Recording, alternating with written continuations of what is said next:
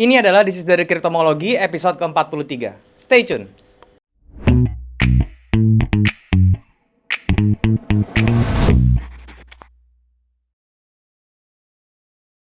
Halo guys, balik lagi sama gua Daryl di This is dari channel. Dan hari kita masuk ke This is dari Kriptomologi. Buat kalian yang baru, ini adalah segmen yang membahas tentang cryptocurrency, baik itu Bitcoin maupun altcoin lainnya. Tapi sebelum gue mulai, gue mau ngingetin buat kalian yang belum punya grup trading, kalian bisa join di grup trading gue di aplikasi Discord. Linknya ada di bawah. Kalian tinggal klik link tersebut buat join, dan kemudian kita bisa langsung diskusi bareng di sana. Gue gak pernah punya grup lain selain di Discord, jadi kalau misalnya mau sama gue di platform lain seperti Telegram, Facebook, dan juga Instagram, terutama untuk mereka yang menawarkan investasi, harap hati-hati karena itu adalah penipuan. Gue pribadi tidak pernah punya jasa investasi atau titip dana dalam bentuk apapun, jadi kalau mereka suruh transfer, jangan sampai transfer karena itu adalah penipuan. Nah, hari ini kita akan membahas tentang cryptocurrency lagi. Seperti yang kalian lihat ya, Bitcoin itu di tanggal hari ini yaitu di Rabu malam, teman-teman ya. Itu Bitcoin ditutup di level sekitar 42.000, teman-teman, 42.900-an ya. Yang mana terdapat volume yang lumayan itu di hari Selasa atau di hari Senin kemarin ya. Dan seperti apa untuk penjelasan lebih jelasnya? Seperti biasa gue akan jelasinnya di dalam monitor supaya bisa lebih jelas dan berinteraksi dengan chart. So, tanpa berlama-lama lagi, langsung saja kita ke monitor, teman-teman. Oke, teman-teman, sekarang kita sudah ada di monitor dan hari ini kita akan membahas tentang cryptocurrency. Oleh karena itu, gue menggunakan charting tools dari tradingview.com. Ini adalah charting tools yang gue gunakan untuk menganalisa saham dan juga kripto secara teknikal ya. Jadi buat kalian yang belum punya charting tools, kalian bisa cek nih tradingview.com ya, linknya. Kalian tinggal ke websitenya aja terus daftar di website ini secara gratis, dan kemudian setelah kalian daftar, kalian bisa langsung ke bagian chartnya dan bisa menikmati fitur-fitur gratis dari TradingView. Tapi kalau misalnya kalian butuh fitur yang lebih lengkap seperti indikator lebih banyak dan juga backtest yang lebih detail gitu ya, kalian bisa coba yang pro-nya. Untuk daftar yang pro-nya, kalian tinggal klik link yang ada di description di bawah, terus kemudian kalian tinggal pilih kalian mau beli yang mana. Ini memang berbayar, tetapi percaya sama saya, ini worth it banget untuk kalian coba. Jadi kalian tinggal tes aja ya, nanti kalian bisa mendapatkan fitur-fitur yang lebih bagus. Oke? Nah, karena hari ini kita akan membahas tentang cryptocurrency, gue seperti biasa akan bahasnya dari market cap-nya dulu ya, teman-teman ya. Kalau misalnya kita perhatikan market cap ini gue dari time frame daily ya. Kalau misalnya kita lihat dari tren secara garis besarnya ya, dia memang sudah melakukan breakout ya di angka ini ya, di daerah 1,750 triliun. Dan ya, kalau misalnya kita lebih detail lagi ke time frame yang ke tren yang lebih kecil lagi ya, minornya, ini juga ada tren lain di sini sudah di break ke atas ya, dan ini tandanya tekanan untuk ke bullishnya tuh sudah mulai masuk. Tapi jangan lupa teman-teman ya, di atas sini masih ada area supply. Jadi kalau misalnya mengalami kenaikan di level 2 triliun itu juga masih ada chance untuk di reject ya, teman-teman, rejection ya. Dan dari volumenya juga dia sudah menunjukkan adanya akumulasi, teman-teman. Kalau misalnya kita lihat dari tanggal 23 Januari sampai sekarang, itu volumenya itu sudah mulai masuk, yaitu di tanggal 24 dan juga di tanggal 1 Februari ya, teman-teman ya. Itu yang menunjukkan volume masuk ya. Sehingga kita berharap nanti dia bisa sampai kena 2 triliun dan dia bisa breakout di atas 2 triliun. Di 2,1 triliun lebih tepatnya, itu sudah close di atas, itu sudah aman ya. Harusnya dia bisa jalur bullish terbuka ke atas. Tapi selama dia masih belum bisa tembus ya, atau di 2T-nya nanti mengalami rejection, itu berarti masih bergerak di range sideways-nya di antara 1,650 sampai 2 triliun. Oke, itu adalah untuk market cap-nya. Untuk market cap yang altcoin ya, kalau misalnya kita perhatikan juga, oke. Nah, untuk yang di altcoin ini juga sama ya, hampir mirip ya. Kalau misalnya kita tarik dari tren besarnya seperti ini ya, kita bisa lihat dia sudah mengalami breakout juga ke atas, dan di time frame kecil, di tren kecilnya ini juga dia sudah mengalami breakout ya ke atas ini ya, sudah mengalami breakout. Targetnya itu dia sampai dia structure di level di sini yang menjadi resistance area, yaitu di 1,139 triliun. Dia harus di break ke di atas itu, dan kalau misalnya dia sampai level tersebut dan dia di reject lagi, itu berarti dia masih bergerak sideways di range 928 billion sampai ke 1,135 triliun. Oke, dan dari volumenya dia belum menunjukkan sesuatu. Dia cuma ada satu akumulasi itu terjadi di tanggal 24 Februari. Sampai hari ini volume buy-nya juga stabil di angka yang lumayan ya, di rata-rata sekitar kurang lebih ya, itu cukup banyak ya untuk volumenya. Oke. Seperti itu untuk si market cap dari altcoin. Jadi kalau misalnya kita simpulkan dari total market cap keseluruhan sampai sama total market cap-nya dari altcoin ya, ini sudah menunjukkan adanya sentimen yang positif dari cryptocurrency ya. Semoga ini bisa menjadi acuan dasar atau bisa menjadi langkah awal supaya kripto itu kembali bergerak di jalur bullish ya, seperti itu. Oke, itu untuk market cap-nya. Sekarang kita langsung ke koinnya. Yang pertama tentu saja kita akan bahas dari mother coin-nya, itu Bitcoin ya. Nah, Bitcoin ini sebenarnya masih bergerak di range sideways-nya, yaitu 36.550 sampai ke 45 ribuan ya. Dan sekarang harganya bergerak di 42.500 di hari Kamis ya, tapi di Kamisnya ini masih jam setengah 1 pagi ya, di video ini dibuat, jadi masih di angka 42.500-an ya. Dan dia tentunya targetnya bergerak ke angka 45 ribuan, dan nanti di 45 ribuan itu kita lihat apakah dia rejection atau bullish. Tapi di sini ada yang menarik teman-teman, yaitu dari volumenya. Kalau misalnya kita perhatikan volumenya itu dari tanggal 24 Januari sampai sekarang itu terdampak sekali, atau dia bisa kelihatan banget bahwa dia melakukan akumulasi teman-teman. Kenapa bisa bilang begitu? Karena pada tanggal 24 Januari, kemudian pada tanggal 24 Februari dan pada tanggal 16 Maret itu volume bullishnya luar biasa besar, dan itu artinya sedang melakukan akumulasi. Bisa kita perhatikan ketika dia volume di tanggal 24 ini besar, dia muncul ledakan candle di 4 Februari seperti ini, dan kemudian pada tanggal 24 Februari dia terdapat volume bullish candle ini besar ya. Di tanggal 28 Februari juga terjadi ledakan. Nah, sekarang itu di tanggal 16 Maret kemarin tuh ada volume yang ledakannya juga besar sekali di atas rata-rata, dan belum ada ledakan candle yang terlihat ya. Dan di sini mungkin saja nanti di tanggal besok ya, hari Kamis atau di hari Jumat nanti, dia bisa muncul satu candle bullish yang meledak yang bisa break dia punya resistance di sini di 45.000. Kalau hal itu terjadi berarti itu merupakan satu momentum untuk memulai satu gerakan atau movement bullish yang baru di Bitcoin ya. Dan itu bisa mencapai ke targetnya sekitar di 49.648 ya. Jadi next targetnya kalau dia bisa break 45 ribunya, dia akan bisa bergerak di level 49.394 sampai ke 51.840. Itu yang kita bisa expect dari pergerakan Bitcoin. Oke? Jadi seperti itu Bitcoin ya. Ingat, kalau misalnya dia masih berada di dalam range ini berarti dia masih sideways, tapi kalau dia bisa break di atas 45.000 itu berarti dia bisa ke area 49.300 sampai ke 51.700. Oke, itu untuk Bitcoin. Berikutnya ada Ethereum. Nah, untuk Ethereum ini juga sama, dia masih bergerak sideways juga, resistance-nya di 3.277.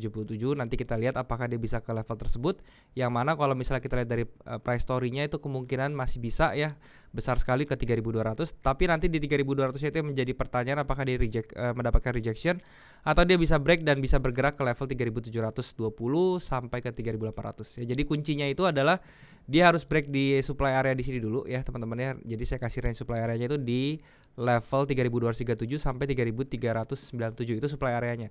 Kalau dia berhasil break, dia bisa bergerak ke level 3.800, itu menjadi target next-nya untuk Ethereum ya. Dari candle ekstrimnya cuma terjadi di 24 Februari, dan dari Ethereum itu kemudian di tanggal 28-nya sama ada ledakan. Cuman kalau yang sekarang volumenya masih biasa-biasa aja. Ya kita berharap nanti dia bisa break aja sih di level yang tadi saya sebutkan. Oke, untuk Ethereum seperti itu. Berikutnya saya mau bahas Matic ya teman-teman. Nah, untuk si Matic ini sendiri, kalau misalnya kita perhatikan ya, dia ini berada di level yang krusial juga ya sekarang, yaitu di ada level supportnya itu di angka 1,447 ya, yang mana dia sempat break dan dia ternyata false break kembali ke atas ya. Dan kalau misalnya kita perhatikan harganya mengalami penurunan trennya, tapi volumenya juga mengalami penurunan. Itu artinya apa? Biasanya kalau misalnya kondisi seperti ini di mana trennya turun, volumenya turun, itu tanda-tanda mau berbalik arah. Jadi saya berekspek nanti di Matic ini tahanan dia yang kuat itu adalah di 1,447 ini ya, dan kemudian kita tinggal tunggu ledakan volume yang baru, sehingga nanti kita lihat pada saat ledakan volume itu dia harusnya bisa mengejar ke level di angka 1,837. Itu menjadi target dari si Matic-nya sendiri ya. Seperti itu. Jadi untuk Matic itu ini sudah berada di level yang bagus. Jadi kalau misalnya untuk entry-nya kalian bisa di entry di harga sekarang, dan stop loss-nya cukup di angka 1,324 ya. Kemudian untuk TP-nya itu di sekitar 1,82 ya. Risk reward ratio 1 dibanding 1,34 ya. Jadi hampir 1:1, yaitu jadi pertimbangannya balik lagi ke kalian apakah ini menjadi worth it untuk itu ya. Itu untuk Matic seperti itu. Berikutnya teman-teman ya, saya mau bahas lagi tentang Ethereum Classic ya teman-teman ya. Oke. Nah, Ethereum Classic ini menarik ya. Kenapa? Karena dari kemarin itu dia mengalami kenaikan yang luar biasa banget ya. Kalau misalnya kita perhatikan di sebelah sini, ya ini dia pas di trendline ini mengalami rejection ya. So, apakah seperti ini kondisinya layak untuk dibeli ya? Kalau saya pribadi, saya sarankan tunggu sampai retracement ya. Jadi retracement terdekat dia itu nanti bakal ke level ini, teman-teman ya. Jadi di angka 36 sampai ke 39,7.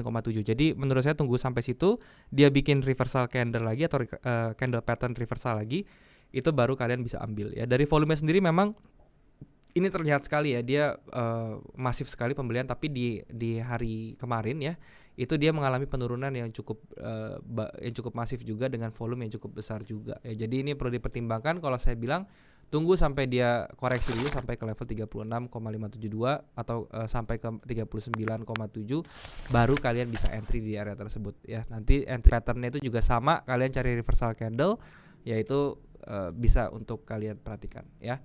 Berikutnya kita mau bahas XRP, teman-teman. Nah, untuk XRP ini juga banyak sentimen positif, terutama berkaitan dengan perkara dia dengan SEC yang sudah kemungkinan bisa dimenangkan oleh XRP ya. Dari patternnya pun kalau misalnya kita lihat pattern bullishnya sudah mulai bergerak ya, dan ini trendline atasnya juga sudah mulai di break ya. Kalau misalnya kayak kondisi seperti ini kita bisa perhatikan ya teman-teman ya. Ini kalau misalnya kalian lihat ya, dia terbentuk satu candle doji yang bisa kita kurungin seperti ini ya, ini candle dojinya. Nah, sekarang dia masih berada di range itu. Kalau misalnya dia break ke atas, kemungkinan level 0,99 atau $1 ini akan kena ya. Jadi kalian tinggal perhatikan, konfirmasinya adalah ketika candle ini break di atas level 0,866 bertahan di atas itu atau close di atas itu, kalian bisa berekspek bahwa harga XRP bisa ke angka $1 ya. Dan kemudian dari volumenya juga, kalau misalnya kita lihat ini masih biasa aja sebenarnya. Volume terbesar terjadi di tanggal 8 Februari, selebihnya masih biasa-biasa saja ya. Jadi tapi sentimen positifnya itu atau bullish sentimennya itu terlihat ketika dia sudah di break trendline atasnya ini, sudah di break dan dia bisa bertahan di atas level ini ya. Jadi itu untuk XRP seperti itu. Berikutnya ada BNB US dollar.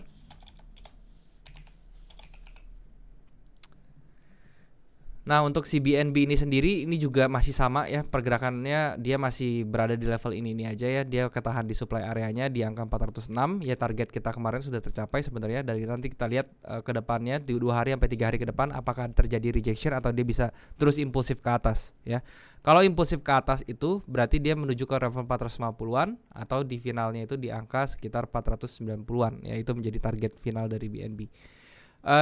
Cuman kalau misalnya dilihat dari volumenya, dia belum ada volume yang luar biasa, tetapi dari price story-nya dia menunjukkan tekanan bullish yang cukup oke sebenarnya. Jadi nanti kita lihat aja penentuannya nanti di level-level resistance, yaitu di angka sekitar 430-an ya. Nanti kita lihat yang tercluster dengan exponential moving average 144-nya juga ya. Jadi nanti itu kita bisa perhatikan di level itu di 440-an ya, itu menjadi resistance dari CBNB. Apakah bisa di break dengan satu candle impulsif atau malah dia mendapat rejection seperti itu ya. Kemudian yang terakhir kita akan lihat Solana, teman-teman. Nah, untuk Solana ini juga kita sama kasusnya seperti tadi ya,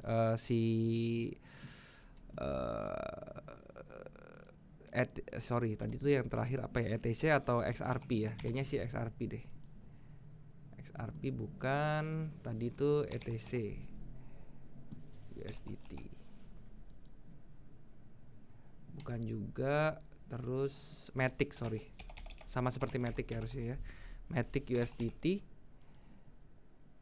Oke, betul. Ya, jadi Solana itu mirip-mirip seperti Matic ya, teman-teman ya. Kalau misalnya tadi kita bahas tentang Matic ya. Kenapa saya bilang mirip-mirip sama Matic? Karena dia downtrend terus volumenya juga turun. Kita tinggal tunggu satu ledakan yang mana ini sudah mulai kelihatan gejalanya nih. Ini ada saya bikin trendline ya, kemarin sudah di break ternyata dengan candle yang cukup full body juga ya, dan ini volumenya kita lihat tapi volumenya belum ada kenaikan. Jadi kita tinggal tunggu satu candle lagi yang bagus dengan volume yang lebih tinggi daripada sebelumnya. Itu menjadi konfirmasi dia bisa bergerak ke level 116 sampai 118.